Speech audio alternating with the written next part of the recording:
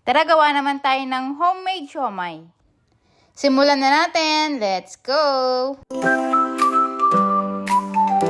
For the siomai, gagamit tayo ng half kilo of ground pork, 1 piece of carrots, and 4 pieces of onion. Then, ayan, pinuhin nyo lang yung paghiwa sa kanya. Pero kung meron kayong food processor, pwedeng kayong gumamit para mas madali siyang hiwain. Then, naglagay rin ako ng 1 piece of egg and 1/4 cup of cornstarch. And nag-add din ako ng 3 teaspoon of magic syrup. And maglalagay rin tayo ng dinurog na paminta. Then after nyo malagay lahat ng ingredients, i-mix nyo lang.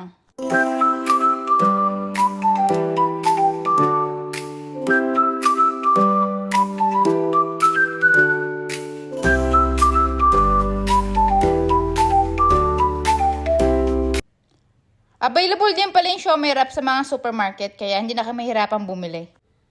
Ayan, sa paglagay naman ng pinaka-filling sa siomai wrap, ayan, ilagay nyo lang sa center yung pinaka-wrapper, tapos saka nyo lagyan ng giniling. Tapos, i-press-press nyo lang yung gilid. Huwag masyadong madiin para hindi lumabas yung pinaka-fillings. Tapos, ayan, medyo generous ako maglagay kasi dito lang naman namin sa bahay. Pang bahay lang naman, hindi naman namin ibibenta. Pero kung ibibenta nyo, siguro, mas bawasan nyo yung laman para hindi rin siya ganun kalaki.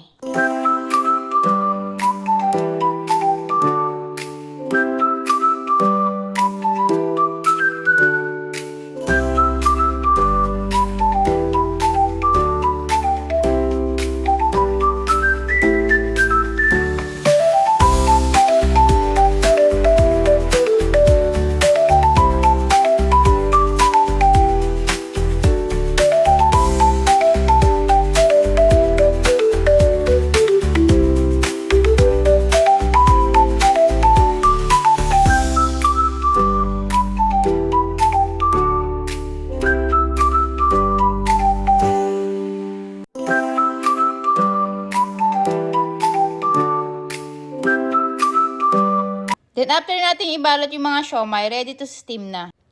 Para hindi kayo mahirapan mamaya tanggalin yung mga siomai, pahiran nyo muna ng oil yung pinaka-strainer nyo bago nyo ilagay yung siomai. Para kapag luto na, mas madaling tanggalin yung mga siomai, hindi siya maninikit. Then, steam lang natin to mga around 20 to 25 minutes hanggang sa maluto na yung siomai natin.